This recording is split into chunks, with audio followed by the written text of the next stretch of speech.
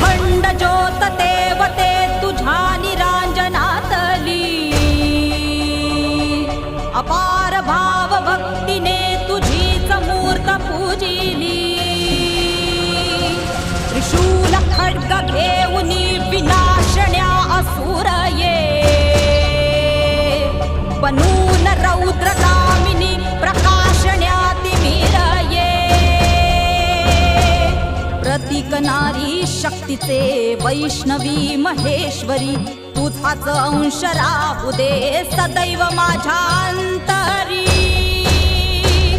आई अंबे आ